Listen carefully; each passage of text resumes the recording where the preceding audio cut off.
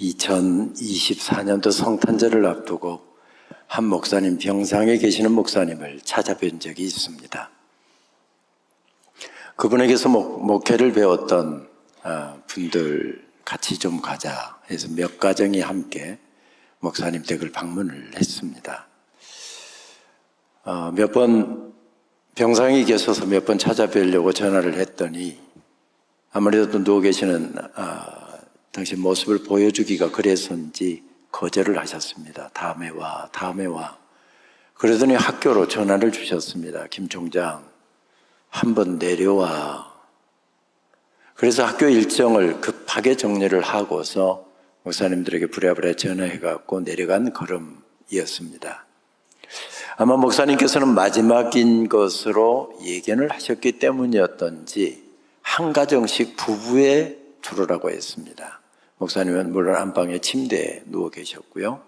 그리고 한 가정 필요한 그 후배 목회자들에게 손잡고서 그 가정에 필요한 권면들을 주셨습니다. 저희 차례가 되었습니다.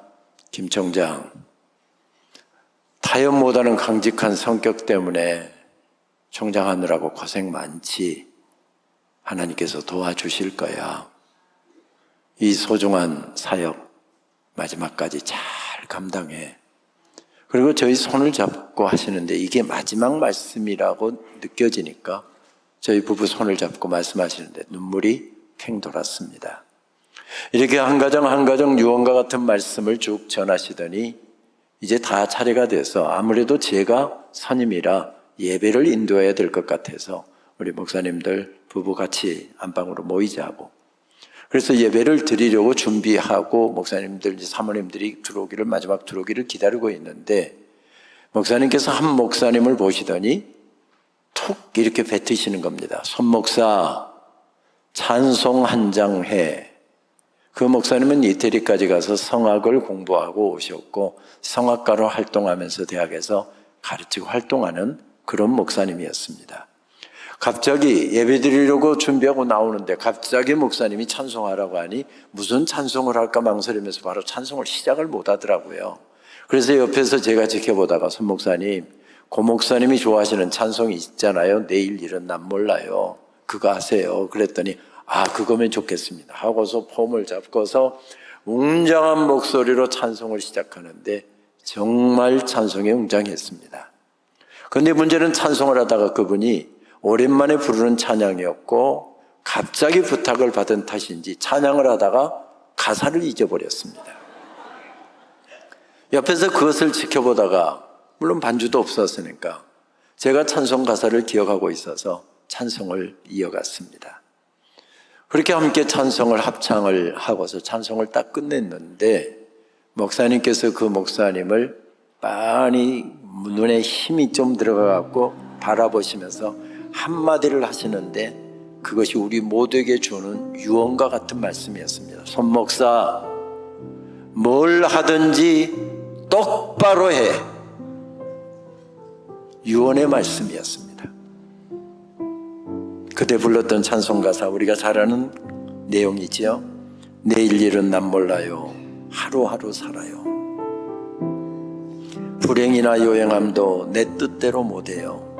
험한 이 길 가고 가도 끝은 없고 고네요. 주님 예수 팔레미사 내 손 잡아 주소서. 내일 일은 난 몰라요. 장래일도 몰라요. 아버지여 날 붙드사 평탄한 길 주옵소서. 그 마지막 권면 목사님께서 주시고 그때가 12월 14일께였는데 그리고 그 목사님은 2주 후에 성탄절 지내시고 12월 26일 날 새벽 1시경에 세상을 떠나셨습니다. 그리고 12월 31일 마지막 날 2024년도 마지막 날 땅에 묻히셨습니다. 안산제일교회 고은 목사님 이야기입니다. 뭘 하든지 우리 똑바로 하자. 뭘 하든지 올해가 마지막 해인 것처럼 이 예배가 마지막 예배인 것처럼 오늘 설교가 마지막 설교인 것처럼 뭘 하든지 똑바로 해라. 후배 목사들에게 주는 유언과 같은 말씀이었습니다. 아무래도 찬양 방앗간의 참새가 그냥 날아갈 수 없잖아요. 우리 2절부터 3절 같이 한번 찬양하겠습니다. 좁은 이 주님 하신 그의 길 힘이 들버려도 찬송하며 갑니다. 성령이 여금 성을 항상 들려주소서. 내 마음은 정했어요. 변치 말게 하소서. 내일 일은 나 몰라요. 참 내일도 몰라요. 아버지여 아버지여 주신 성령 이루소서. 만왕의 왕 예수께서 이 세상에 오셔서 만 백성을 구속하니 참 구주가 되시네. 순교자의 몸을 받아 나의 믿음 지키고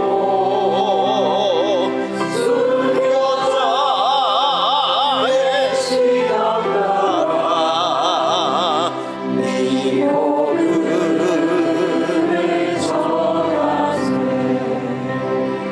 물과 같은 성령이여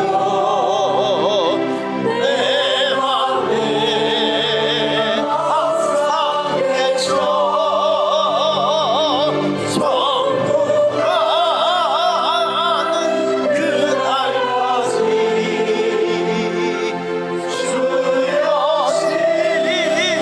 주여 지켜주소서. 할렐루야. 이것이 성의 마지막 날 여러분들에게 드리고 싶은 마지막 당부인데, 이 찬송 가사처럼, 이 이야기처럼 그것이 바로 우리들의 삶의 이야기가 되고 우리 인생의 남은 삶의 이야기가 되었으면 좋겠습니다.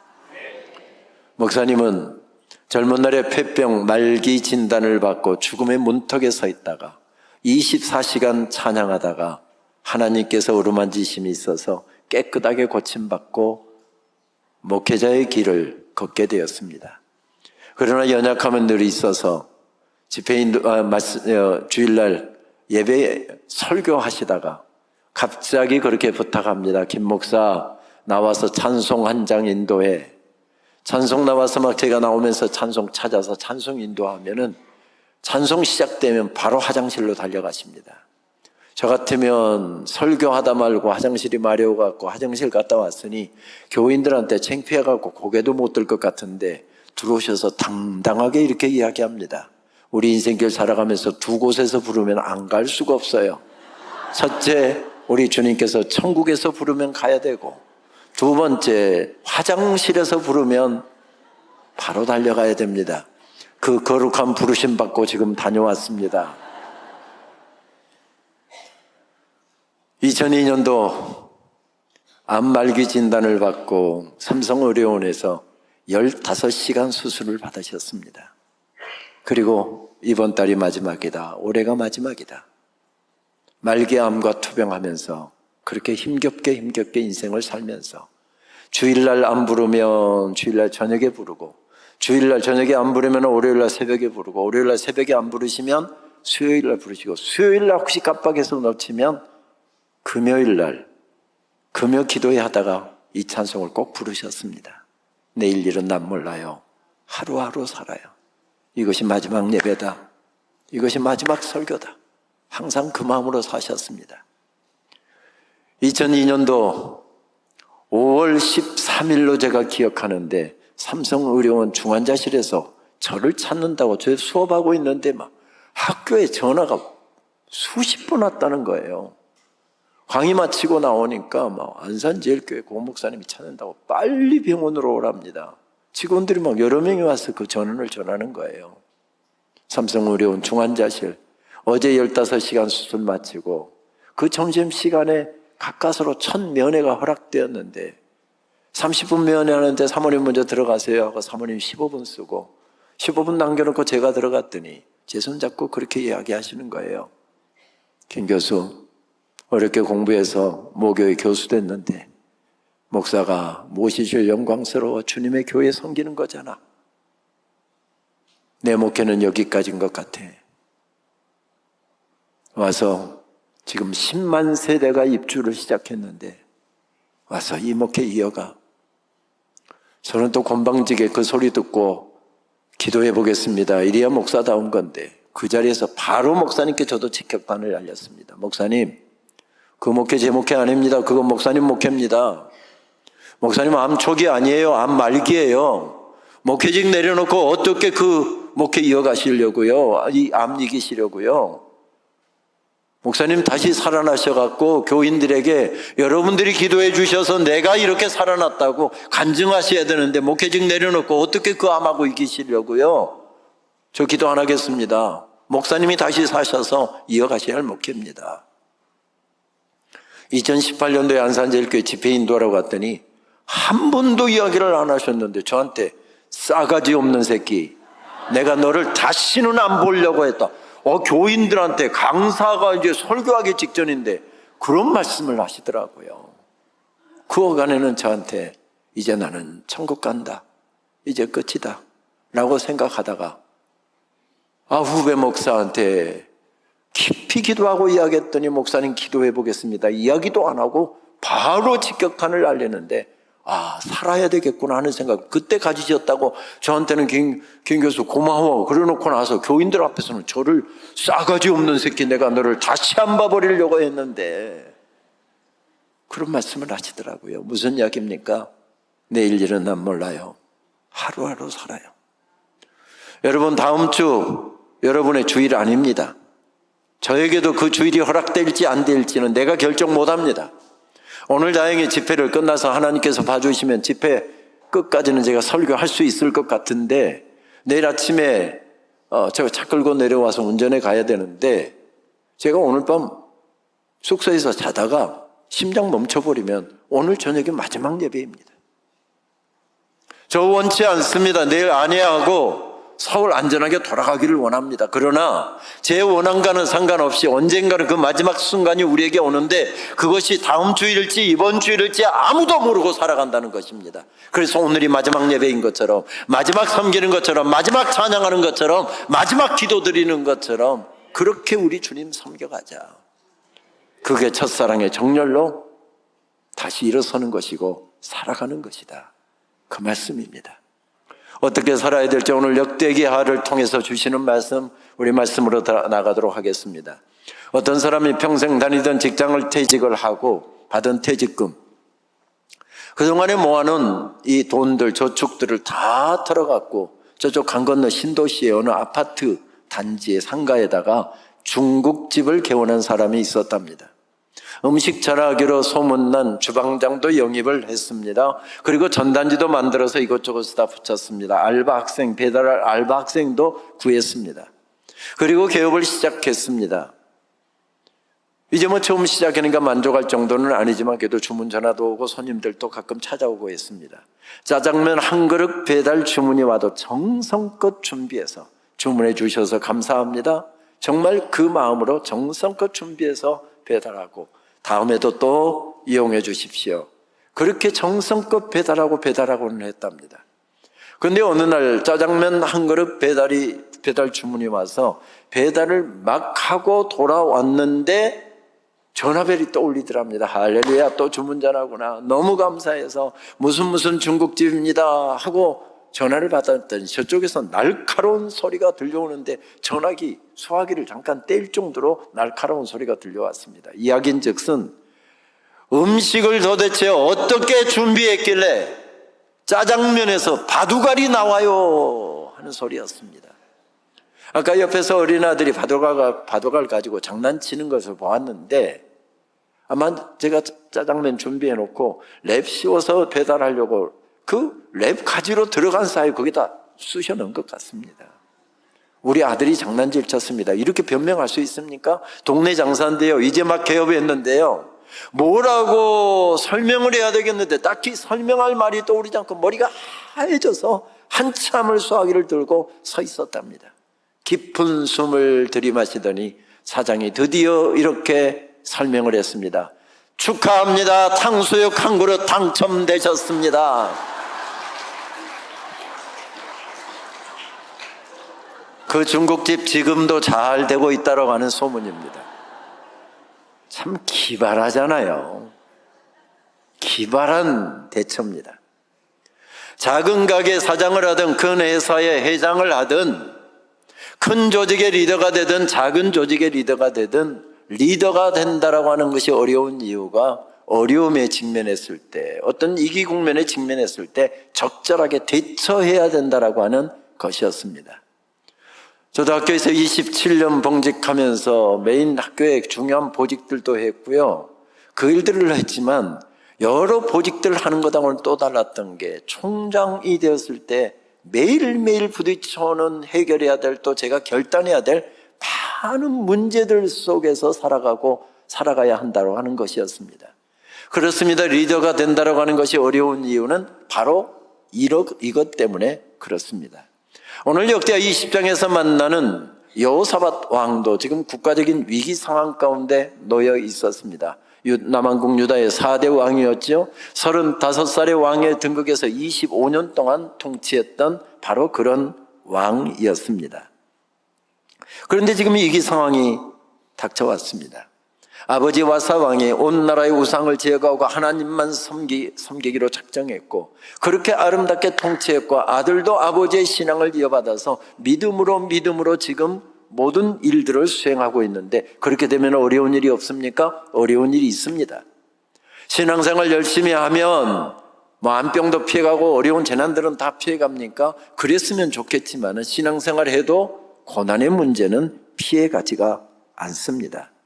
아버지와 사항을 따라서 온 나라의 우상을 제거했고 하나님만을 신실하게 섬기면서 통치해가고 있는데 국가적인 재난 상황이 발생을 했습니다.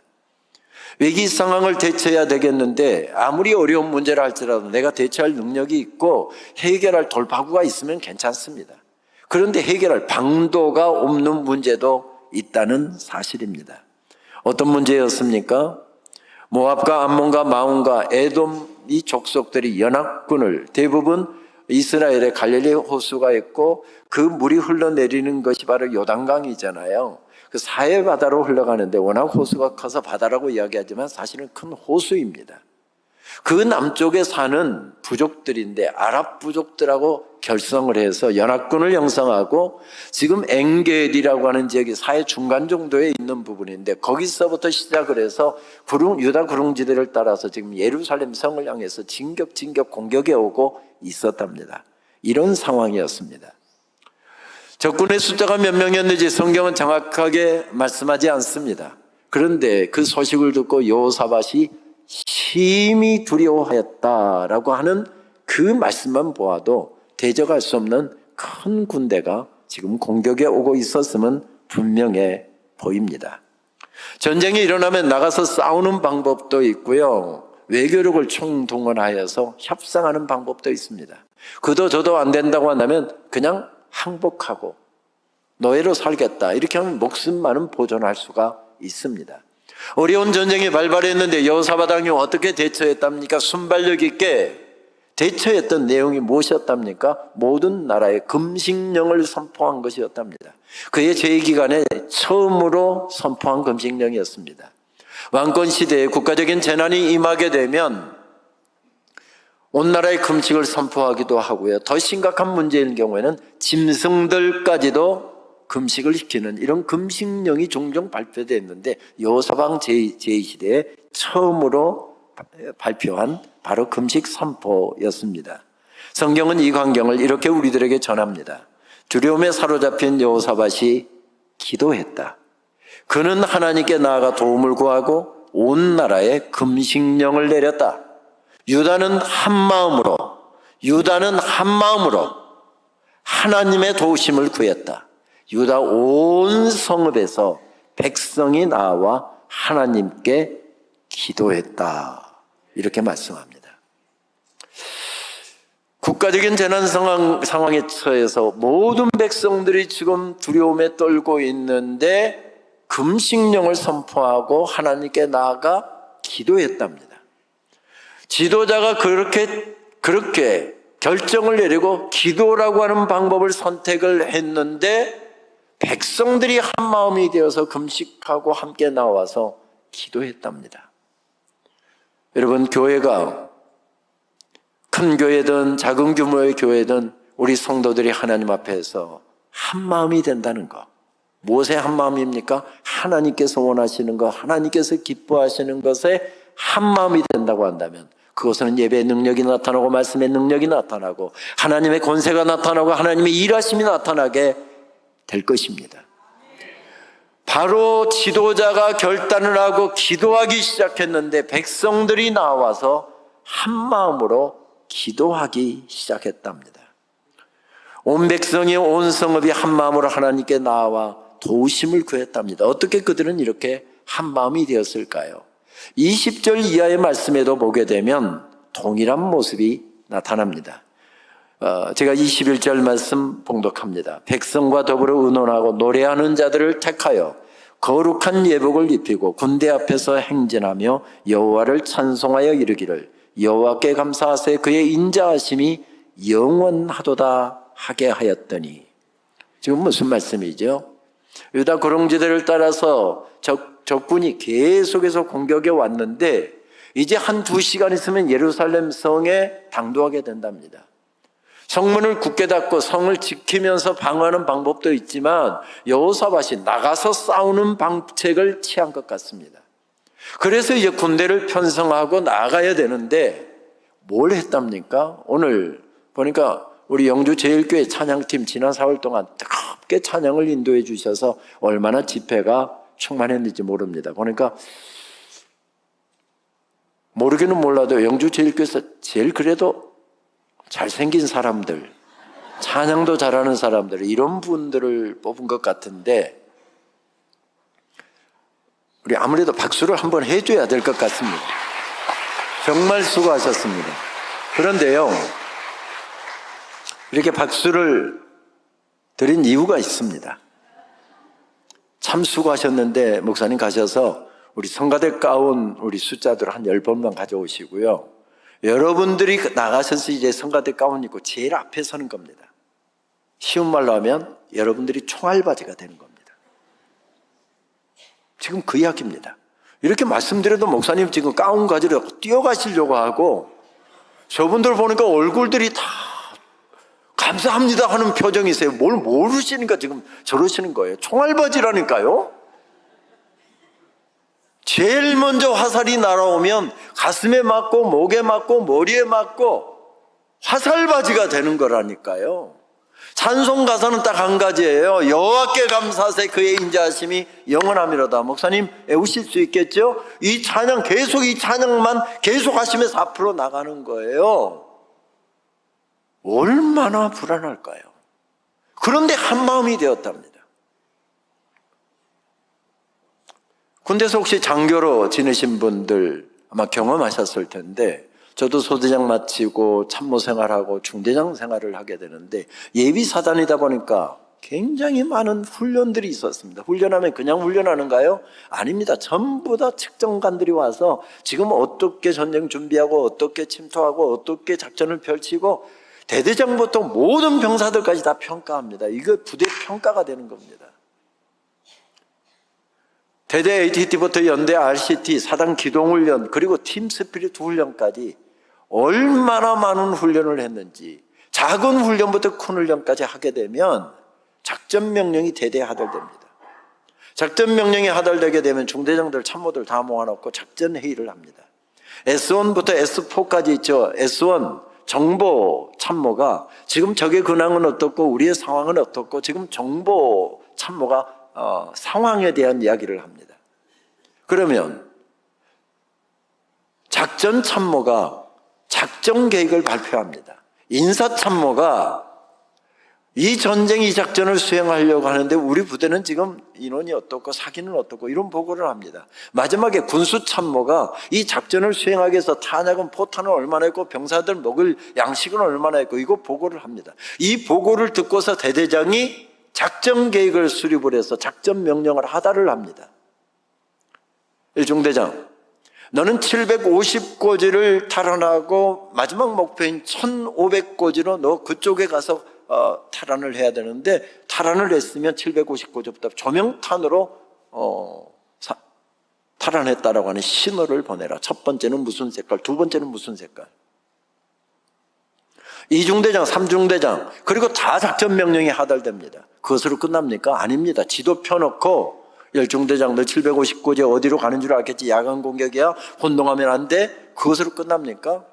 또 적이라고 가상이 될 때 제일 가까운 지역까지 가서 망원경으로 보면서 도상 훈련들을 다 합니다. 그리고서 침투를 시킵니다. 이렇게 치밀한 계획을 세워서 군대 작전을 하는 것이지, 성가대 가운 입히고 그랬더니 지금 이제 상황을 파악하고 얼굴들이 약간 지금 불안해 보이는데, 그래서 뭐라고 변명하는가 하면 우리는 키보드 없으면 찬양 못합니다. 전쟁터에 어떻게 키보드, 전기가 연결되어 키보드가 나오는데 안 하겠다는 이야기입니다. 그런데 금교성 목사님 얼굴 보면 보통 분이 아니시잖아요. 그대로 넘어가실 리가 없죠.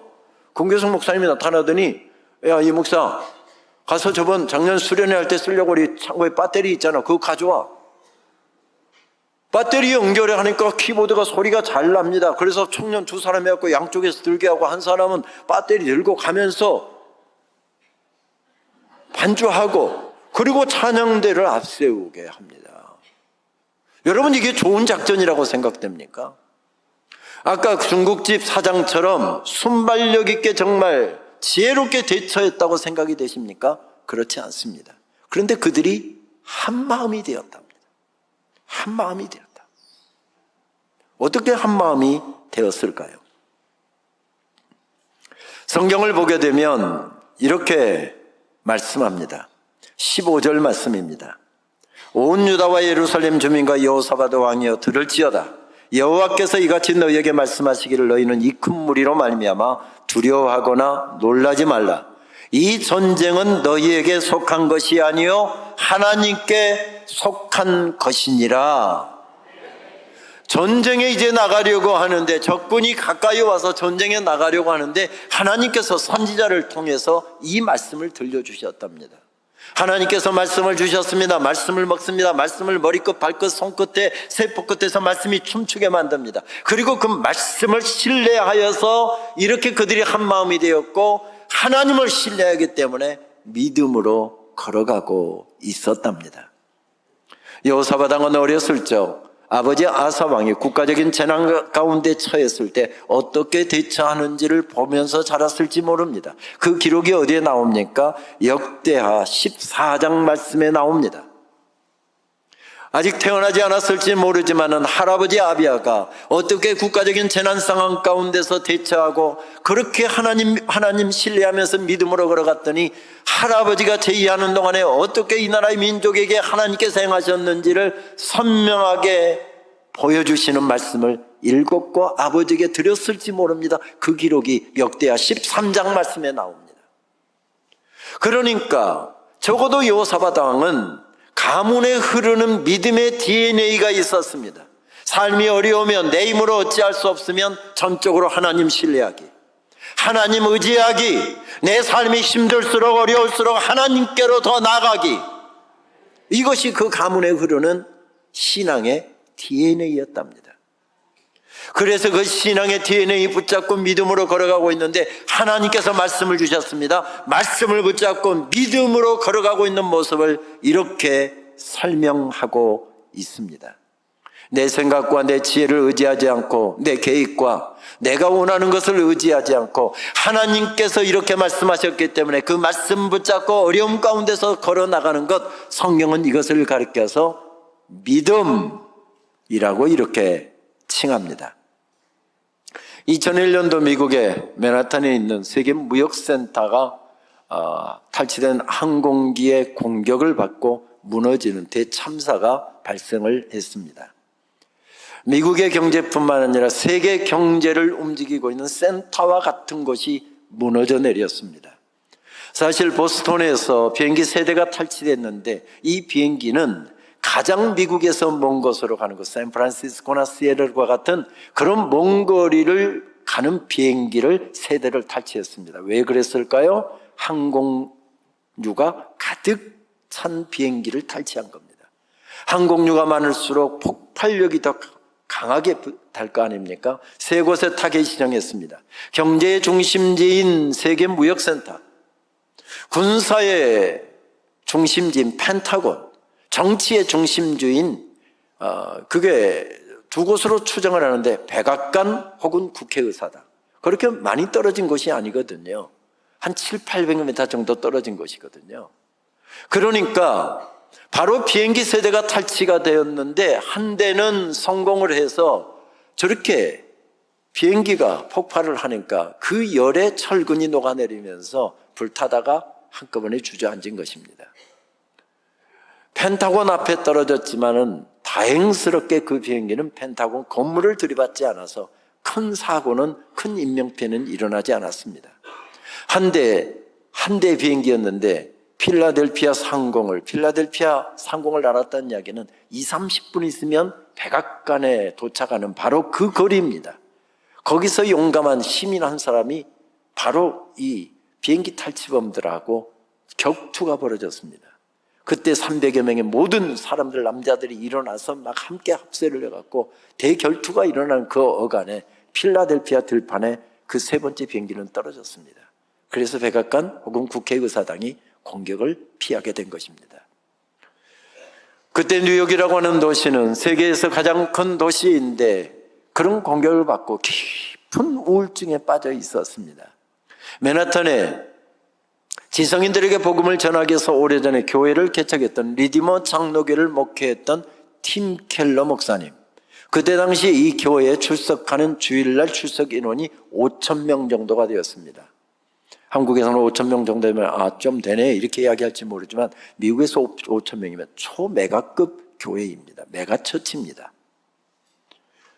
그런데 그 교회에 수많은 장로님들, 기라성 같은 안수 집사님들, 이 참 교회 그 신실한 일꾼들이 세계무역센터에서 일하다가 무너지는 건물과 함께 목숨을 잃은 교인들이 수백 명입니다. 그러니까 교회도 깊은 영적인 우울증에 빠져 있었습니다. 팀 켈러 목사님 가정도 마찬가지였답니다. 목사님은 그때 암이 발병돼서 바로 막 항암을 시작했던 상황이었고, 사모님은 중증 크론병과 싸우고 있었는데 아무리 치료를 받아도 호전되지 않고 계속 더 악화되고 있는 상황이었습니다. 교회도 어렵습니다. 가정도 어렵습니다. 도시도 어렵습니다. 나라도 어렵습니다. 이런 상황 가운데서 사모님이 목사님께 그렇게 제안을 했답니다. 여보, 지금 교회도 어렵고 우리 가정도 어렵고 이 도시도 나라도 어려운데 우리 매일 밤 9시에 우리 부부 손잡고 하나님께 기도해요. 그랬을 때 목사님이 솔직하게 책에다 써놓았던데 처음으로 든 생각이, 내가 얼마나 지금 바쁘게 살고 있는 줄 알면서 매일 밤 9시에 어떻게 우리 부부가 손잡고 기도할 수가 있어. 뉴욕에도 같은 정신을 가지고 세워진 교회가 4곳이나 있었고요. 미국의 큰 도시들마다 교회를 City to City라고 하는 도시에서 도시로 복음을 전한다라고 하는 그 단체에서 계속해서 교회를 지금 세워가고 있는 상황이니까 다른 도시로 출장, 외국으로 출장이 굉장히 많았습니다. 그래서 팀 켈러 목사님이 내가 얼마나 지금 출장을 한다면 얼마나 출장을 많이 가는데 어떻게 매일 밤 9시에 기도회 항상 하는 거지. 매일 밤 9시에 어떻게 우리 부부가 손을 잡고 기도할 수 있어? 그래서 대답을 안 했답니다. 그랬더니 사모님이 이렇게 이야기하더라는 것이죠. 여보, 불치병에 걸렸다는 선고를 받았다고 생각을 해봐요. 의사가 약을 주면서 날마다 잠자리에 들기 전에 반드시 한 알씩 먹어야 하고, 만약에 걸으면 몇 시간 안에 숨이 끊어진다고 경고하는 거예요. 절대로 잊으면 안 되고, 그랬다가는 반드시 죽을 테니 알아서 하라는 거예요. 깜빡할 수 있을까요? 며칠씩 까먹기도 할까요? 아닐 거예요. 목숨이 달린 일이니 잊을 리가 없겠지요. 빼먹지도 않을 테고요. 여기까지 사모님이 이야기했을 때 여보 그렇게 합시다. 팀 켈러 목사님이 손을 들었답니다.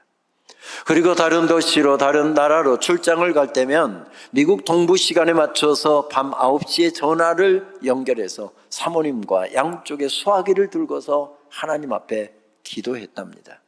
그렇게 그 어려움의 상황을 기도하면서 이겨낼 수 있었다. 그렇게 이야기를 하더군요.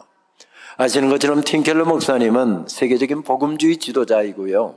우리 시대 최고의 기독교 변증가 중에 한 분입니다. 웨스트민스터 신학교에서 설교학을 교수하고 있기도 했고, 그리고 수많은 교회들을 개척해서 특별히 미국의 지성인들에게 복음을 통해서 교회를 계속해서 세워가고 있었던 참 귀한 목사님이었습니다. 그리고 회의론을 가지고 있는 많은 이 시대의 지성인들이 읽도록 수많은 책을 썼고요. 수십 권의 책이 우리말로도 번역이 되어서 목사님들 서재에 이분 책 한 권, 한두 권 꽂혀 있지 않는 분이 없다 할 정도로 그렇게 많은 영향력을 끼치고 있는 분입니다.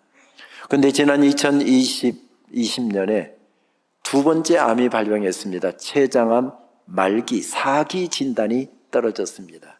5,000명 정도 해집하는 교회니 그 교회 큰 병원에 의사들도 많았겠잖아요. 그래서 우리 목사님 바로 입원할 수 있는 병원, 그것도 최상급의 병원 치료진이 있는 곳을 찾으려고 막 의기투합해서 교인들이 의기투합해갖고 벌티모어에 있는 잔 홉킨스 병원에 바로 집중 케어 센터에 입원을 했고, 그 교인들의 기도와 그 사랑을 먹고 1년 후에 개인 투병 끝에 99.9% 암세포가 제거되었습니다 하는 진단을, 그런 결과를 듣고서 퇴원을 했답니다. 그런데 갑자기 온몸에 암이 퍼지기 시작했습니다. 그래서 손이 쓸 수 없는 정도가 되었습니다. 그래서 지난 2023년도 5월 18일 날 73세 일기로 세상을 떠났습니다. 이런 목사님은 더 오래 사셔야 되는데 참 아까운 목사님이 너무 서둘러서 천국으로 가셨습니다. 그가 항암하면서 마지막 기록을 그는 이렇게 남기고 있습니다. 나의 기도는 더욱 간절해졌으며 나를 지탱한 것은 오직 말씀뿐이었습니다. 이번 투병 기간 기도로 하나님께 더욱 가까이 갈 수 있어서 참 감사했습니다. 이 암을 통해 하나님께서는 아침에 주의 인자를 우리를 만족케 하사 우리 평생에 즐겁고 기쁘게 하소서. 시편 90편 14절 말씀이 저의 삶의 실제 리얼리티가 되게 하셨습니다. 내가 곧 죽는다는 사실을 인정하는 것은 내 인생의 시간을 바라보는 방식, 가족과 배우자를 바라보는 방식, 하나님을 바라보는 방식을 완전히 바꿔줬습니다. 오랫동안 저를 위해서 기도해 주신 모든 분들께 깊이 감사를 드립니다. 이것이 그가 이 땅에 남긴 마지막 글이었습니다.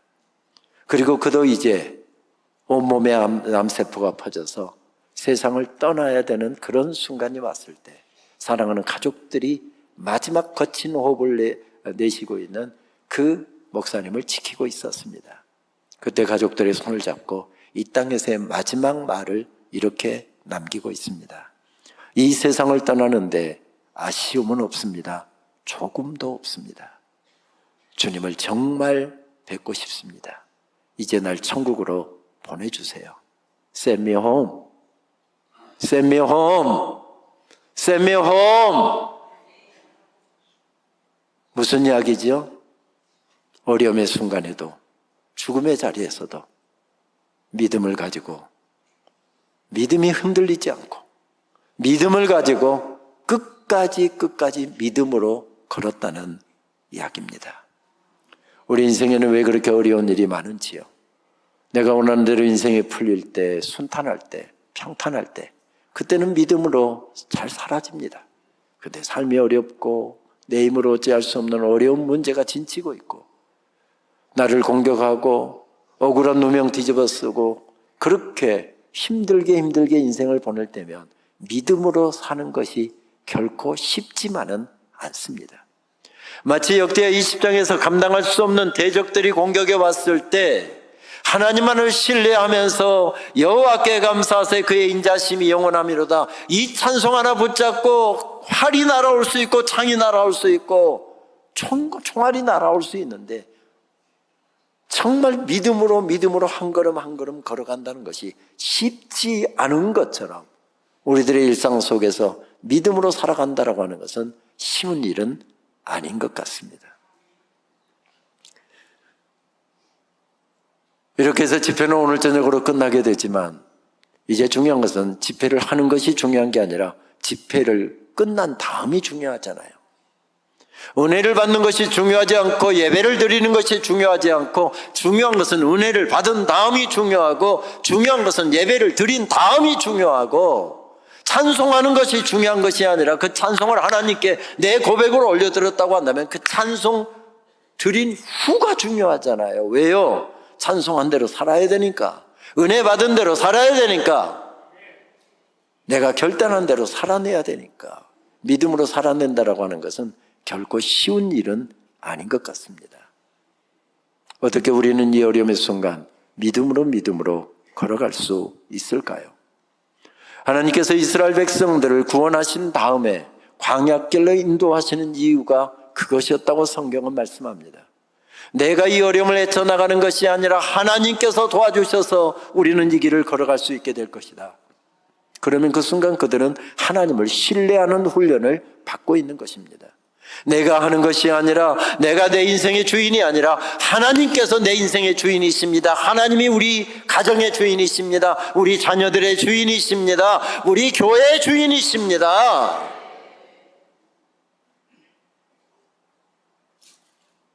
바로 그 고백하는 훈련을 광야를 통해서 하셨습니다. 그런 점에서 본다고 한다면 신앙생활은 평탄한 어떤 무릉지대에서 무릉도원에서 이루어지는 것이 아니라 광야에서 이루어지는 것을 발견하게 됩니다. 이런 신학을 깨달았기 때문인지 하나님께서는 제 인생에도 직선 코스로 인도하셨던 적은 가만히 지금 돌이켜보면 한 번도 없었던 것 같습니다. 한 번도 없었던 것 같습니다.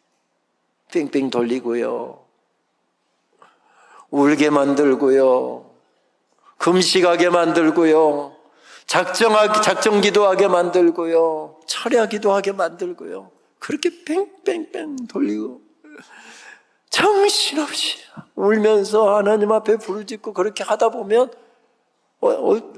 첫날 저녁에 말씀드렸지만 먼저 제 입술에 한 찬송을 담아주십니다. 그 찬송을 계속 부르다 보면 그 찬송을 통한 고백이 제 속에 형성될 즈음에 슬쩍 문제를 풀어주시고 슬쩍 길을 열어주시고 슬쩍 해결해 주시고, 그게 제 인생길에서 하나님께서 역사하셨던 방식이었습니다. 하나님 제발 제 아이들 인생길에서는 그렇게 하지 마시고요, 저는 덜 떨어졌으니까 그렇게 하셨지만 평탄한 길 주옵소서. 제 아이들만 위해서 기도한 게 아니라 남은 생에도 주여 평탄한 길 주옵소서. 몇 년 전 아내가 암투병을 시작했을 때 마음이 참 힘이 들었습니다. 아내가 암 수술을 받기로 한 날, 그것도 제가 섬기던 교회 서울 용산에 있는 충신교회 제가 협동 목사로 있을 때에 알지 못하고 병원에를 갔는데 가서 보니까 제 아내의 주치의가 충신교회 안수 집사님이었습니다. 아니, 집사님 이 병원에서 근무하셨어요? 오늘 목사님 웬일이세요? 그래갖고 처음 만났습니다. 그래서 좋은 분을 만나서 수술정이 굉장히 빨리 잡혔습니다. 하나님 감사합니다. 그래서 설 명절을 지내고, 그리고 굉장히 빨리 잡힌 것이었습니다. 큰 병원, 대학병원들 수술 일정 한번 잡기 서울로 어렵잖아요. 근데 그분 도움으로 수술증이 굉장히 빨리 잡혔습니다. 그래서 하나님 감사합니다. 감사합니다. 하고 있는데 수술 일정을 또 당겨주신 겁니다. 우리 목사님 가정 큰 수술 앞두고 명절 지내려고 하면 얼마나 마음이 무거우시겠냐. 그래서 이런 연휴 기간, 이렇게 설 명절이라는데 이게 연휴 기간이 겹치면 보통 하루에 3건, 4건 하는데 8건, 9건으로 늘어난답니다. 그러면 아침 일찍부터 밤늦게까지 막 정말 그 수술을 하다 보니까 그런 날 완전히 파김치가 된답니다. 어차피 파김치가 될 것, 우리 목사님 사모님 제일 정신 맑을 때 첫 타임에 내가 수술을 해주겠다. 그리고 설 전으로 갑자기 수술 일정이 바뀐 겁니다. 문제는 저는 그날 아침에 어느 모임에 가서 정기적으로 설교를 하고 있었는데 CBMC라고 하는 모임이었습니다. 기독치료비라고 하는 모임이죠. 사업하시는 분들 한 50% 교수, 의사, 변호사, 영화배우, 법무사, 변리사 이런 전문인들, 교수들 이런 분들이 주로 전문인 선교를 위해서 모이는 모임이었는데 전국에 400여 지회가 있지만은 제가 인도하는 지회가 올해도 제일 많이 참석해서 최다 참가상 수련회 받았다 그런 소식을 들었는데 제일 숫자가 큰 지혜였습니다. 제가 담임 목회를 안 하고 있어서 매주 한 편의 설교는 준비해야 되겠다 해서 그래서 18년 동안 하다가 총장으로 학교 일이 바빠져서 내려놓은 사역입니다. 저는 설교학을 가르치는 교수여서 나는 설교 때문에 삽니다. 이것을 제 좌우명으로 삼고 살아서 저 시골교회에서 저 땅끝 마을에서 설교해 달라고 한다면 그저 30분 설교하려고 가는데 5시간, 오는데 5시간, 10시간을 달려가기도 합니다. 왜? 나는 설교 때문에 살기 때문에. 그렇게 하려고 몸부림치면서 살아가는 목사 가운데 한 사람인데 나는 설교 때문에 삽니다 하니까 아내가 수술 받는 날도 설교하러 가야 된다라고 하는 목사로서의 사명감도 있었지만 늦둥이 딸이 밟힌다면서 지난밤 뜬 눈으로 밤을 지새우는 아내의 병상을 지켜야 된다 하는 남편으로서의 의무감도 있었습니다. 하나님 어떻게 할까요? 하나님 어떻게 할까요? 기도를 안 할 수가 없었습니다. 계속 하나님께 지혜를 구하기 위해서 기도를 하는데 하나님께서 그런 마음을 주시는 겁니다. 설교는 너 다음 주에도 할 거잖아. 그렇지요. 내 아내는 다음 주에 또 수술 받으면 안 되잖아. 그렇지요. 그 순간 저도 모르게 손뼉을 치면서 하나님의 응답이구나. 그래, 설교는 매주 할 수 있고 제가 안 가도 정기적인 예배도 아니고 성경 공부 형식과 기도의 형식으로 거기에 또 기라성 같은 장로님들 텔레비전 나오고 전국 강사로 뛰고 있는 그런 기라성 같은 장로님들도 계십니다. 제가 안 가도 얼마든지 당신들끼리 1시간 반 정도 이거 할 수 있습니다. 그런데 아내는 제가 만약에 가버리면 혼자서 수술실에 들어가야 되는 겁니다. 이거 하나님 응답이다. 그래서 마음을 딱 작정하고 내일 아침에 늦은 시간이니까 내일 아침에 일어나서 오늘 내가 못 가니까 당신들끼리 모임 진행하시라고 회장님께 전화를 해야 되겠다 하고 마음을 딱 정했는데 아내가 낌새를 재고서 안 된다는 겁니다. 목사라는 사람이 지 마누라 병상 지키겠다고 어떻게 새벽에 그 바쁜 사장님들이 또 교수님들이 1시간을 운전해 오기도 하고 수원에서도 오고 용인에서도 오고 파주에서도 오는 분들이 있었거든요. 그렇게 먼 거리를 새벽에 1시간을 달려왔는데 어떻게 그분들을 빈손으로 돌려보낼 수 있느냐? 안 된다는 겁니다. 여보 나도 기도하고 응답받고 하니 그거 나한테 맡겨. 수술하는 것만 당신 신경 쓰고 더 이상 이야기하지 말자. 그때 아내가 이 말로 저를 설득하려고 하다가 실패하고 이 말로 설득하다가 실패하고 그러니까 아예 그냥 어퍼컷을 날려버리더라고요. 그래서 제가 꼼짝없이 손을 들었다는 거 아닙니까? 여보 좀 바꿔놓고 생각을 해보자. 이런 날도 주의 일을 하는 게 중요해서 가서 당신이 설교를 하고 있다고 한다면 주님이 얼마나 기뻐하시겠냐. 주님이 기뻐하시면 내 수술 잘 될 것은 뻔한데 나 살리고 싶으면 가서 설교하고 나 죽이고 재혼의 축복 받고 싶으면 이 자리에 있고 저는 아직 재혼의 축복을 안 받아봐갖고 그게 축복인지 아닌지 모르고 살고 있습니다. 이게 말이 맞는 것 같기도 하고 안 맞는 것 같기도 하고 문제는 제가 그곳에 있으면 재혼의 축복 받고 싶어갖고 안 간 것으로 딱 코너에 몰려 완전히 엎어컷이잖아요. 그래서 그날 아내하고 1시간 먼저 기도하고, 여보 내가 말씀만 전하고, 아침 조창까지 하는 모임인데 말씀만 전하고 바로 와서 나도 수술실 밖에서 계속 기도할게. 그리고 같이 기도하고, 병원하고 말씀 전하는 호텔이 그렇게 멀지가 않아서 아침 새벽길을 걸어가고 있었습니다.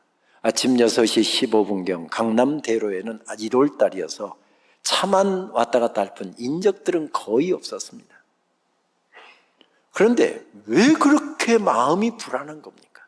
왜 발걸음이 그렇게 무거운 겁니까? 하나님, 오늘 아내 수술하는 날인데 왜 이렇게 마음이 무거울까요? 왜 이렇게 발걸음이 무거울까요? 나 평생 후회할 짓 하고 있는 거 아닌가? 뭐 이런 방정맞은 생각까지 들고, 하나님 왜 이렇게 마음이 무거울까요? 말씀 좀 주세요. 말씀 좀 주세요. 계속 묵상하면서 새벽길을 걸어가는데 주셨던 말씀이 시편 18편 1절 말씀이었습니다. 나의 힘이 되신 여호와여, 내가 주님을 사랑합니다. 주는 나의 반석이시며 나의 요새시라. 말씀을 주시는데 그 말씀으로 만들어진 찬양이 있잖아요. 저도 모르게 손이 올라가고 딱 이 복장입니다. 가방 하나, 성경하고 아이패드 든 가방 하나 들고 한 손 들고서 나의 힘이 되신 여호와여 막 앞으로 뒤로 저으면서 찬양하면서 가는데, 다른 사람들이 봤으면 실성한 사람이라고 생각했을 겁니다. 그 찬양을 막 고래고래 인적이 없으니까 다 1월달이니까 다 차문 닫고 운전하니까 막 나의 힘이 되신 여호와여 내가 주님을 사랑하나이다 막 미친 사람처럼 고래고래 소리를 지르면서 가서 말씀 전하고 돌아와서 아내가 수술실에 8시간 동안 있는 동안 딱 수술실 밖에 서서 이 자세로 8시간을 그 찬양을 계속 불렀습니다. 그때 주님께서 제게 뭐라고 말씀하신 줄 아십니까? 김 목사, 너의 그 고백을 듣고 싶었느니라. 너의 그 고백을 듣고 싶었느니라. 저는 이런 나이에 서울 강남에서 담임 목회를 하다가 대학원 지도교수의 강권에 못 이겨서 늦은 나이에 미국 유학길에 올랐습니다. 유학을 가려고 하는데 어드미션도 떨어져서 미국 가는 이제 날짜 정해놓고 비행기 티켓팅을 하려고 하는데 수중에 돈 10만 원이 없는 것입니다. 앞서 말씀드렸던 안산제일교회 신도시에서 막 매년마다 배가 하는 막 폭발적인 성장을 하고 있어서 2200석 교회를 바로 부목사로 부임하자마자 교회당 건축을 하더군요. 가난한 지역의 교인들이 내 평생에 교회 한번 짓고 주의 나라 가게 해주옵소서. 뭐 새벽마다 성전터에서 저녁마다 성전터에서 막 교인들 땅을 치면서 통곡하며 기도하는데, 다 허리띠 졸라매야 되는데 교인들 다 그렇게 하고 있는데 목회자 허리띠 졸라매야 되잖아요. 저도 허리띠 졸라매야 했습니다. 수중에 돈 10만 원 모아놓고 살 수가 없었습니다. 교회 분위기가 그랬습니다. 10만 원 모아놓고 살려면 그거 건축원금으로 드려야 되는 상황이었습니다. 그러다가 서울 강남 대치동에 300여 명 모이는 아담한 교회에 첫 담임으로 부임했는데, 교인들이 목사님 그동안 고생하셨는데 이제 좀 상황이 풀리겠네요. 목사님 축하해요. 담임 목사 갔더니 정말 상황이 풀렸습니다. 문제는 대치동에서 개포사동에 땅을 사서 교회 건축을 또 시작하게 되었습니다. 그러다 보니 수중에 돈 10만 원 없기는 마찬가지였습니다. 유학을 출발하려고 하는데 비행기 새 식구 비행기 티켓팅할 돈이 없는 겁니다. 하나님, 변변찮은 제 성격 아시잖아요. 누구에게 아쉬운 소리, 저 도와달라는 이야기 이만큼도 못하는 거 아시잖아요. 하나님, 무슨 돈으로 비행기표 끊고 무슨 돈으로 가서 학비 내고 무슨 돈으로 공부할까요? 머리가 터지는 것 같았습니다. 새벽 기도 인도로 가서 교인들 새벽에 기도하고 다 돌아간 것 확인한 다음에 성경책 속에다 끼워갖고 갔던 미국에서 온 입학을 가서 펴놓고, 주님, 내가 10년을 유학을 위해서 기도해 왔는데 이렇게 유학의 길 열어주셔서 감사합니다. 저 3월 29일 날 출발합니다. 그런데 저 수중에 돈 10만 원 없는 거 하나님 아시잖아요. 무슨 돈으로 비행기표 끊을까요? 다 울면서 기도하고 있는데 그때 입술에 담아주셨던 찬양이 주 안에 있는 나에게 딴 근심 있으랴 하는 찬양이었습니다. 십자가 밑에 나아가 내 짐을 풀었네. 목사가 무슨 제 짐이 있었겠습니까? 다 십자가 밑에 풀었는데 먹고 사는 문제, 비행기 티켓팅하는 그 문제는 여기까지 가득 차 있었습니다. 1절 부르고 2절 부르고 3절 부르다가 한 단어에 목이 메어서 저는 찬송을 이어가지 못하고 엉엉엉 울었습니다. 내 주는 자비하셔서 늘 함께 계시고 내 궁핍함을 아시고 늘 채워주시네. 이 궁핍함이라는 단어만 나오면 수중에 돈심만 없는 것이 왜 그렇게 서럽던지요. 막 엉엉엉엉 울었습니다. 미국에서 박사과정 공부할 때 망막에서 새벽이면 학교 채플의 강대상의 앞에 무릎 꿇고 아내와 함께 엎드렸습니다.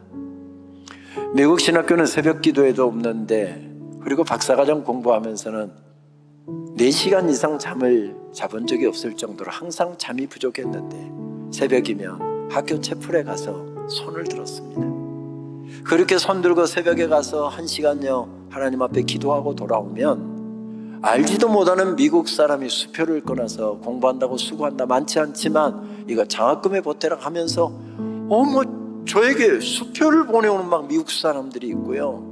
한국에 있는 친구 목사가, 선배 목사가, 김 목사 공부한다고 수고한다 많지 않지만 내가 매달 100불씩 200불씩 1년 동안 보내줄게, 2년 동안 보내줄게, 빨리 학위 마치고 돌아와라, 막 이런 편지가 쇄도하고요. 기도만 하고 돌아오면 막 돈이 들어오는데 주체를 할 수 없을 정도로 돈이 들어왔습니다. 그랬으면 얼마나 좋았겠습니까마는 그런 일은 한 번도 없었습니다. 한 번도 없었습니다. 대신에 기도 마치고 돌아오는 제 입술에 담아주신 찬양이 있었습니다. 하나님 사랑의 눈으로 너를 어느 때나 바라보시고 하나님 인자응기로서 언제나 너에게 기울이시니 어둠의 밝은 빛을 비춰주시고 너의 작은 신음에도 응답하시니 너는 어느 곳에 있든지 주를 향하고 주만 바라볼지라, 주만 바라볼지라, 주만 바라볼지라. 우리 한번 같이 찬양할까요? 하나님 사랑의 눈으로 너를 어느 때나 바라보시고 하나님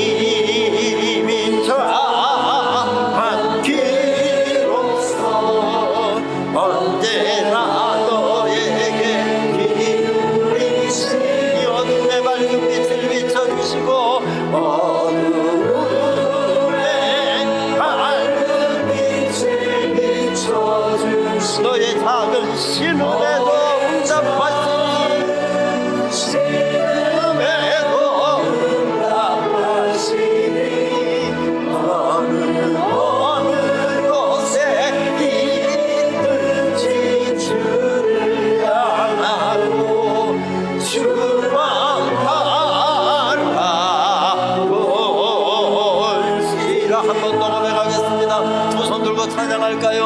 하나님 사랑의 눈으로 너를 어느 때나 바라보시고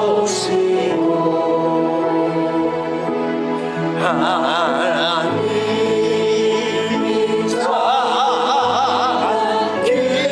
자기로서 언제나 너에게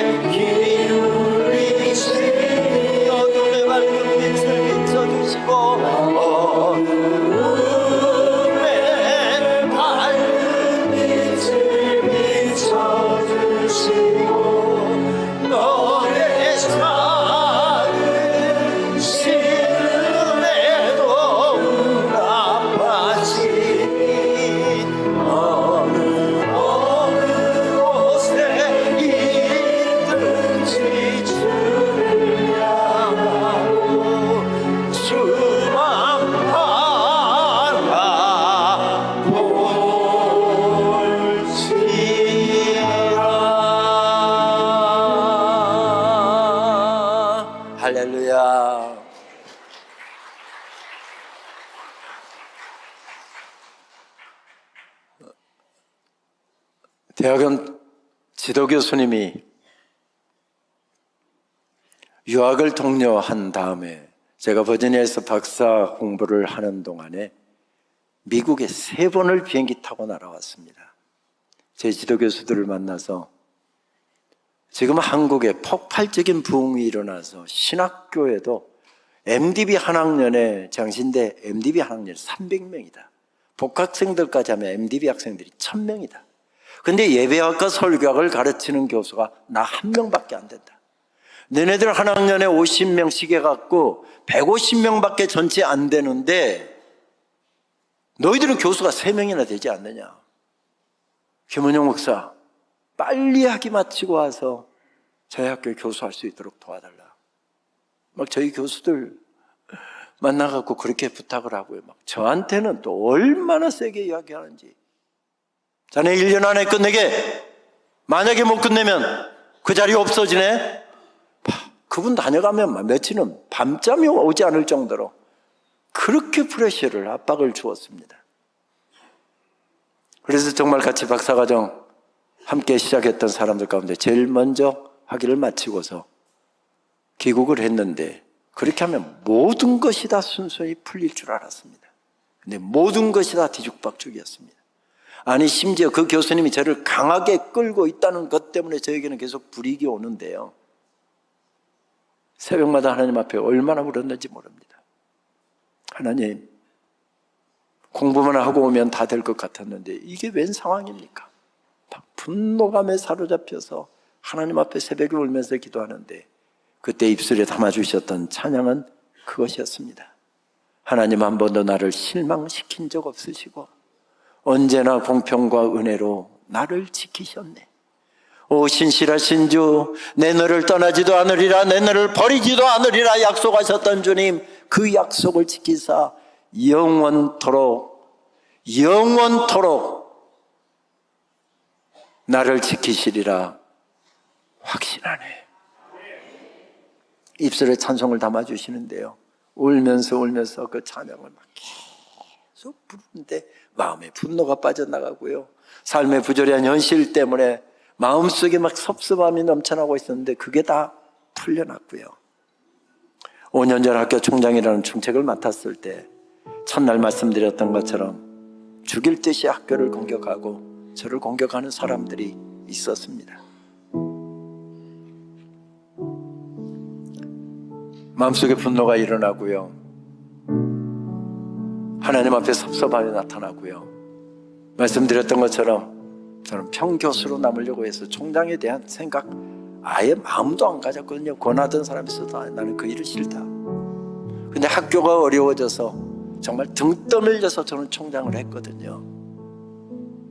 근데 하나님, 부족한 사람 등 떠밀려서 총장 시켜놓고 이 어려운 때 어떻게 학교를 이끌어가라고 이렇게 사람을 박살을 내십니까?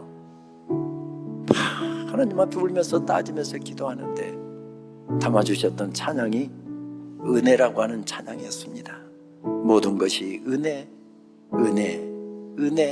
한없는 은혜.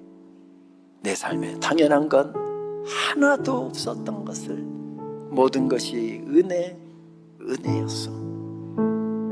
그 찬송이 제 고백이 되었을 때 전혀 문제가 되지 않았습니다.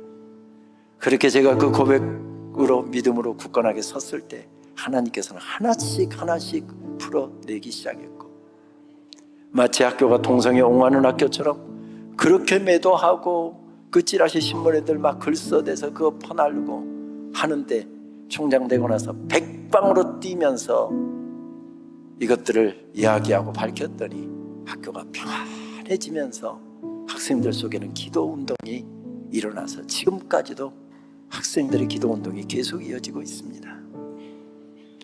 이 찬양 불러야 되겠죠? 주제가인데, 모든 것이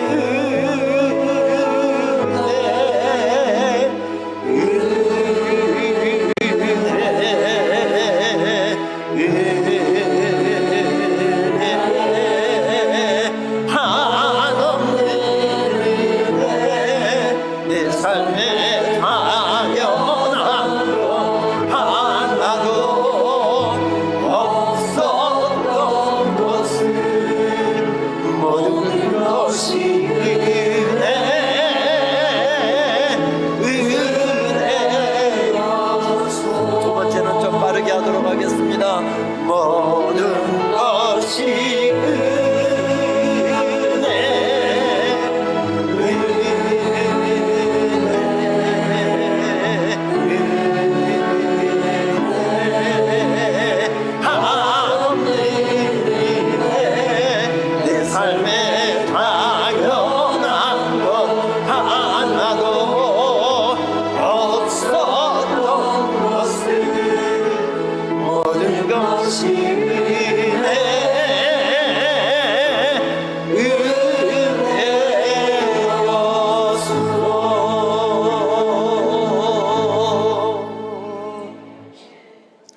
그렇습니다. 몇 가지 사례들을 말씀드렸던 것은 믿음으로 걸어가기가 쉽지 않다는 것입니다.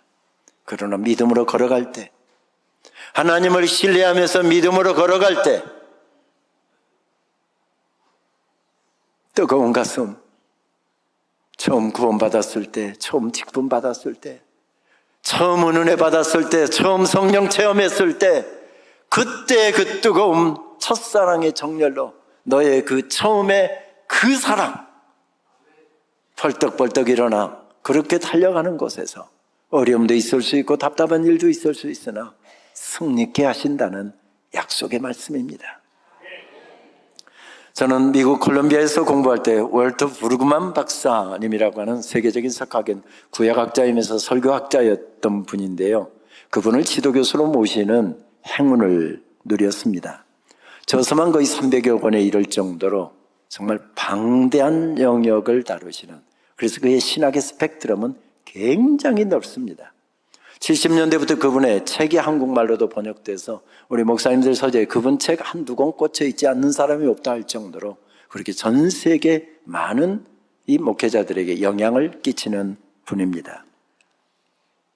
개인적으로는 저에게 참 많은 학문적인 영향을 줬고, 제가 어느 방향으로 공부해야 될지 제 학문의 방향을 결정해 주신 참 고마운 분이었고, 그분이 추천서를 얼마나 잘 써줬는지 전액 장학금 플러스 해서 6개월 정도의 반값까지 지원되고, 또 필요할 때면 학교에서 또 더 장학금을 주는 그런 좋은 조건에서 박사과정을 시작할 수가 있었습니다. 참 고마운 선생님인데, 지난 2025년 작년 9월 바로 1년 전에 93세 일기로 천국에 가신 분입니다. 학교 일이 바빠서 꼭 선생님의 장례식에는 참석해야 했지만 미국이라고 하는 먼 거리에서 가지 못했습니다.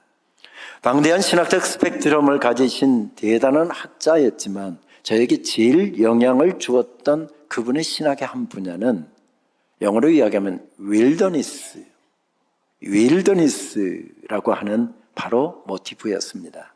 광야 신학이지요. 그분이 강의에서 책에서 강조하는 이 윌더니스 모티프, 광야 신학은 이런 내용이었습니다. 구원받은 하나님의 백성들의 삶은 광야에서 펼쳐집니다. 삶도 신앙생활도 사역도 온통 광야에서 펼쳐집니다. 아무것도 없는 광야. 하지만 거기에서 고개를 드는 사람은 그곳에 예비된 놀라운 은혜를 경험하게 됩니다. 거기에 우뚝 서 계시는 하나님을 뵙게 되면 광야가 얼마나 큰 축복의 자리인지를 깨닫게 됩니다. 선생님이 그런 광야 신학을 공부하면서 얼마나 그게 좋았던지, 나도 언젠가 학위를 마치고 귀국하게 되면 광야 신학에 대한 책을 좀 써야 되겠다 하는 작정을 했습니다. 우리 방송실 음원 플레이 좀 부탁합니다. 그런데 귀국에서 너무 바쁘게 살다 보니까 그 생각을 까마득하게 잊어버렸습니다.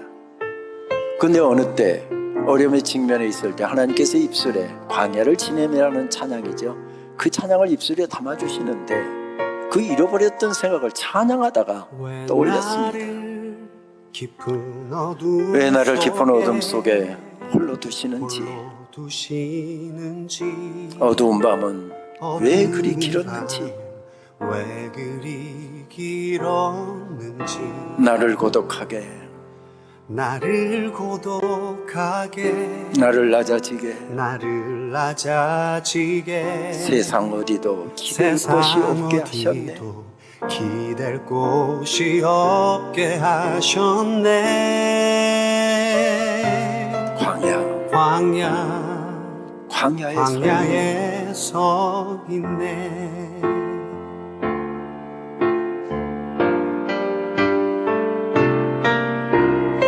주님만이 내 도움이 주님만 되시고 내 도움이 되시고 주님만이 내 주님만 빛이 내 빛이 되시는 주님만 내 친구 되시는 내 광야 친구 되시는 광야 주님 손 놓고는 단 하루도 살 수 없는 곳 놓고는 단 하루도 살 수 없는 주님 손 놓고는 단 하루도 살 수 없는 곳 광야에 서 있네. 광야에 서 있네. 그 찬양을 주셨을 때 참 많이 울었습니다. 그리고 잊어버렸던 생각이 떠올라서 책을 쓰기 위해서 성경을 펼쳐서 묵상하기 시작했습니다. 그런데 성경 속에는 광야길을 걸었던 사람들이 왜 그렇게 많았는지, 저보다도 훨씬 더 어렵고 훨씬 답답한 상황 가운데서도 믿음으로 걸어간 믿음의 위인들을 성경 이곳저곳에 얼마나 많은 위인들을 우뚝우뚝 세워놓으셨는지, 나를 고독하게 그들의 삶의 이야기, 성경 말씀을 묵상하면서 전율이 일어났습니다. 세상 어디도 그때 하나님께서 주셨던 생각과 전율들을 담아서 책을 한 권 썼는데, 사막에서 뷰를 노래하다라고 하는 제목의 책이었습니다. 말씀을 준비하다가 책의 서문을 다시 꺼내서 읽어보았습니다. 길이 없는 것 같은 인생의 시간, 답답해서 울다가 거기에 우뚝 서 계시는 분의 손을 잡고 나니 하늘길이 새롭게 열림을 경험했습니다. 그 사막에서 길이 새롭게 시작된다고, 땅에 길이 없으니 하늘길이 열리고 있다고, 밤하늘 가득 담아놓으신 그 별들은 사막길도 아름답게 만든다고 외치고 싶었습니다. 사막길과 같은 인생길에서 별을 노래하며 걸어가자고 외치고 싶었습니다. 그렇습니다. 인생을 걸어가다 보면 광야 같은 시간들을 참 많이 만나게 됩니다. 하지만 믿음으로 걸어가는 사람들 속에는 광야에 우뚝 서 계시는 하나님을 만나게 되고, 그 하나님을 만나게 되면, 그 하나님의 손을 잡게 되면, 그 하나님과 함께 보조를 맞추면서 걸어가게 되면 그 광야도 얼마나 큰 축복의 자리, 그 어려움의 고난의 시간이 내 인생에 얼마나 유익이었는지를 깨닫게 될 것입니다.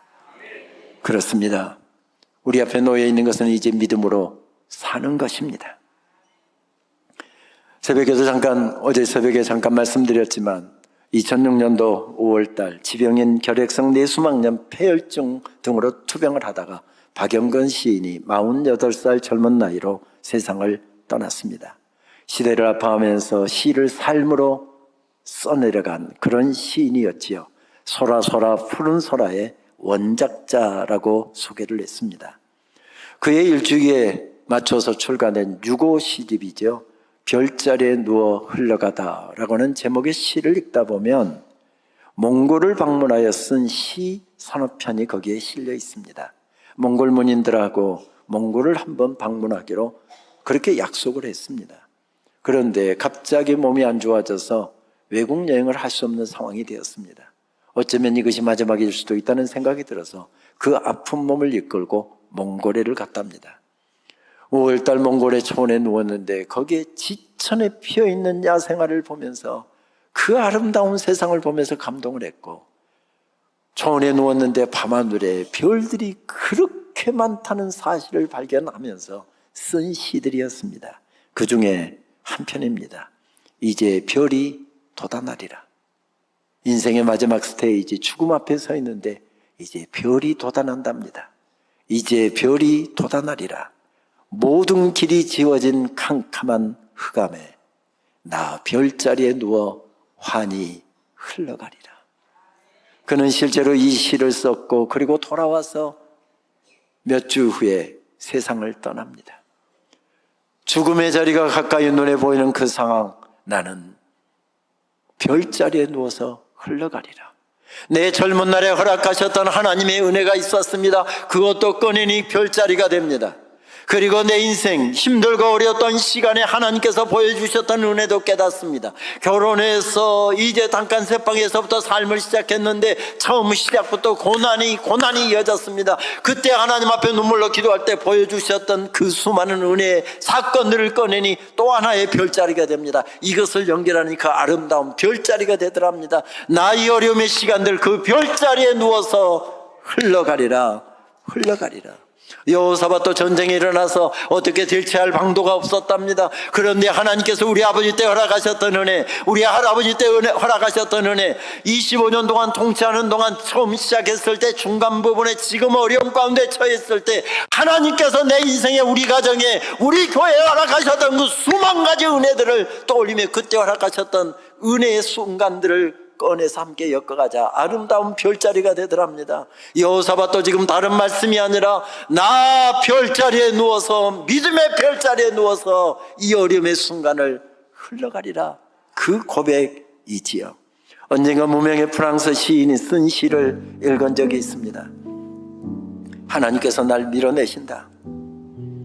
나를 긴장시키려고 그러시나 벼랑 끝 10m 전 계속 밀어내신다. 이젠 곧 그만두시겠지. 벼랑 끝 1m 전 더 나아갈 데가 없는데 설마 더 미시진 않겠지. 벼랑 끝. 아니야 하나님께서 나를 벼랑 아래로 떨어뜨릴 리가 없어. 내가 어떤 노력을 해왔는지 너무나 잘 아실 테니까. 그러나 하나님께서는 벼랑 끝 끝자락에 간신히 서 있는 나를 아래로 밀어내셨다. 추락하면서 나는 알아냈다. 하나님께서 나에게 날개를 달아주셨다는 것을. 여러분, 이제 집회 끝나고 우리가 해야 될 것은 믿음의 날개를 펴시는 것입니다. 기도의 날개를 펴시는 것입니다. 찬양의 날개를 다시 펴시는 것입니다. 하나님을 향한 사랑의 날개를 다시 펴시는 것입니다. 각 처에서 날개를 펴고 그 어려움의 순간순간들을 날아가다 보면, 믿음의 별자리에 누워 흘러가다 보면 하나님께서 예비하신 또 다른 은혜로 가득가득 채워주실 줄 믿습니다. 그렇습니다. 다른 방도는 없습니다. 내가 더 충만해지면 됩니다.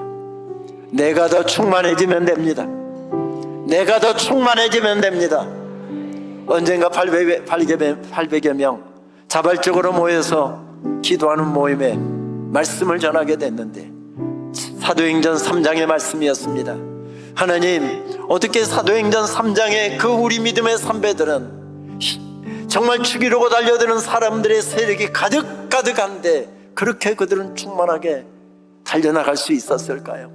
어떻게 그들은 안진뱅이도 일으켜 세우고 하나님의 살아계심을 그렇게 생생하게 세상에 볼 수 있도록 만들었을까요? 하나님 앞에 말씀을 묵상하는데 그들이 충만했기 때문이니라. 너희들이 충만하면 너희 시대에도 그런 역사는 계속되게 될 것이다. 지난 100년 동안 이 땅에 복음이 전해져서 교회가 세워지고 우리가 복음을 듣기까지 우리 믿음의 선배들이 그렇게 달렸기에 그 가난하고 배고프던 시절에 이 땅에 교회가 세워지고 그 복음이 우리에게까지 이르지 않았느냐? 너희가 충만해지면 되느니라. 학생들에게 이 말씀을 전하고 통곡을 하면서 학생들과 함께 목이 터져라고 3시간 동안 불렀던 찬양이 우리 송경민 교수님이 작사 작곡한 충만이라는 찬양이었습니다. 무명여도 공하지 않는 것은 예수 안에 난 만족함이라. 가난하여도 부족하지 않은 것은 예수 안에 오직 나는 부요함이라. 고난 중에도 견뎌낼 수 있는 것은 주의 계획 믿기 때문이라. 실패하여도 일어설 수 있는 것은 예수 안에 오직 나는 승리함이라. 우리 긴 시간 앉아 계셨습니다. 다 함께 자리에서 일어날까요?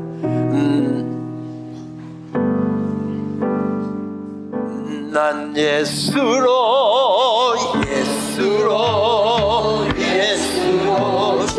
충만하네. 난 예수로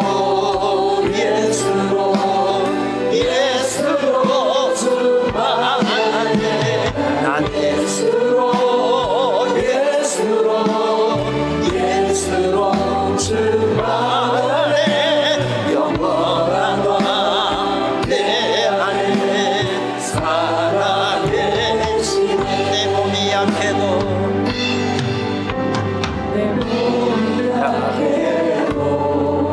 낙심하지 않는 것은 예수 안에 난 안전함이라. 완전함이라. 화려한 세상 부럽지 않은 것은 난 예수로 충만함이라. 난 예수로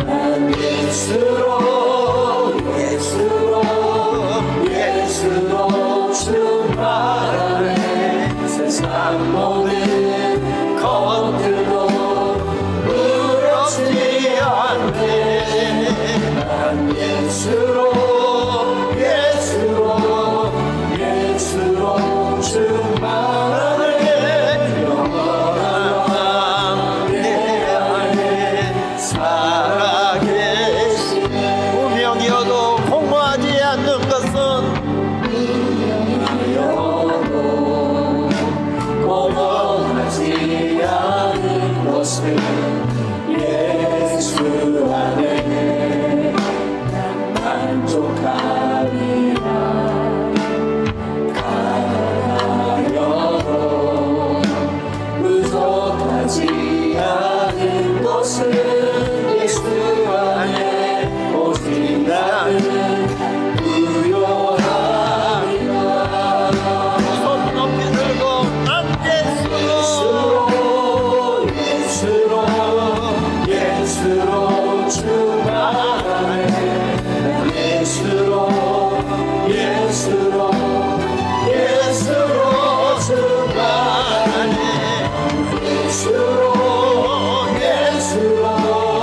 예수로 충만해. 영원한 내 안에 살아계. 난 예수로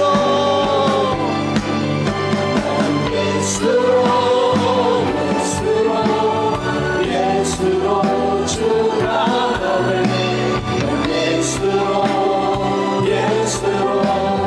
예수로 충만해.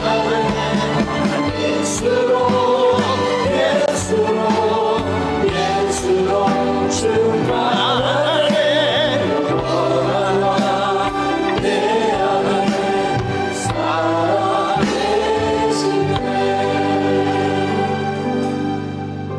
우리 두 손을 드신 채로 기도의 자리로 함께 나아가실까요? 기독교의 박해가 극에 달했던 2세기 말, 예수님을 믿는다는 것 자체가 생명을 걸어야 하는 일이었고, 한 번의 예배 그 일에도 목숨을 걸지 않으면 예배를 드릴 수 없었던 상황에서 2세기 말의 교부였던 이레니우스라고 하는 교부, 리옹의 감독이었지요. 그는 그렇게 이야기합니다.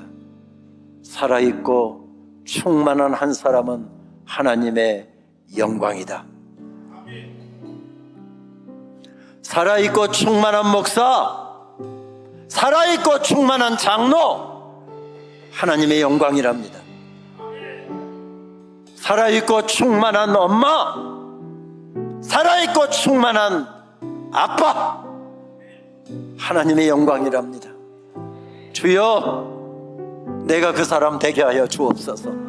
살아있고 충만하여 너의 그 처음에 그 사랑으로 다시 일어서라. 주여, 첫사랑의 정열로 다시 일어서서 주님의 교회 가슴에 품고 주님 섬기는 일 내 가슴에 품고 달리기를 원합니다.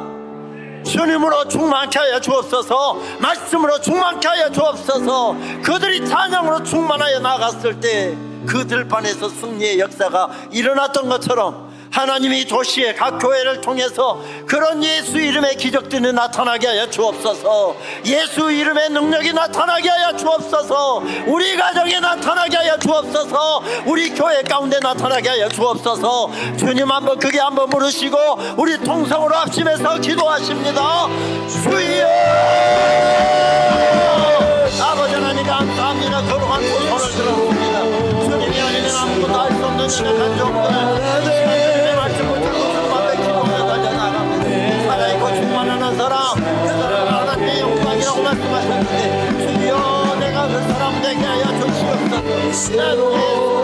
난 예수로 충만하네. 주님으로 충만한 사람 주여 내가 되게 하여 주옵소서. 그래서 하나님 충만한 사람들이 나갔을 때 하늘에게가 일어나고 도시가 일어나고 도시가 춤추게 되는 놀라운 역사가 이제 우리를 통해서 시작되게 하여 주옵소서. 영적인의 하나의 교회들을 통해서 나타나게 하여 주시옵소서. 하나님의 그리스도의 이름으로 나타나 우리가 함께 놀라운 역사가 있도록 주여 주장하여 주시옵소서. 우리 목사들에게 권세를 허락하여 주시옵소서. 우리 장로님들에게 믿음의 성전을 허락하여 주시고 우리 본 사람들에게 기도의 능력을 더하여 주시고 온 교회가 깨어나게 하여 주시고 온 교회가 복음의 열정을 가지고 다시 일어서며 첫사랑의 그 처음에 그 사랑으로 다시 일어서는 놀라운 역사가 있도록 주장하여 주시옵소서. 주님 감사합니다. 주님 감사합니다. 주님 감사합니다. 주님 감사합니다. 주님 감사합니다. 난 예수로 충만하네. 난 예수로 충만하네. 난 예수로 충만하네. 영원한 왕 내 사랑의 시대.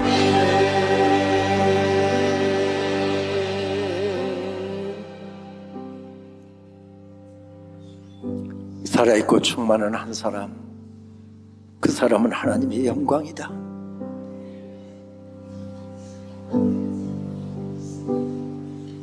살아온 인생길에 허락하신 수만 가지 은혜들을 떠올리며 그 가난하고 배고프고 서러웠던 어릴 적에 베풀어 주셨던 은혜, 앞길 막막하던 내 젊은 날에 보여주셨던 은혜, 펄펄 나르던 중년의 때에 허락하셨던 은혜, 우리 가정의 일터에 내 인생길에 허락하셨던 수만 가지 은혜들, 그 은혜들 떠올리며 은혜의 별자리를 만들고 믿음의 별자리를 만들고, 주님 이제부터 나 믿음의 별자리에 누워 주님으로 충만한 사람들 되어 이제 교회로 달려나갑니다.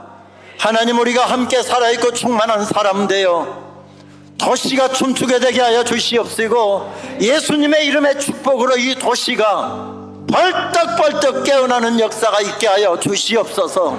살아있고 충만한 사람 내가 되겠습니다. 내가 되겠습니다. 내가 되겠습니다. 이를 악물고 다짐하고 그렇게 살기 위하여 삶의 자리로 나가는 이 하나님의 사랑스러운 주의 자녀들 머리머리 위에, 그리고 영주시 산하에 우리 주님의 교회들 위에 우리 주님 예수 그리스도의 은혜와 하나님 아버지의 크신 사랑하심과 성령님의 교통하심이 이제로부터 영원토록 함께 계시기를 축원하옵나이다. 아멘.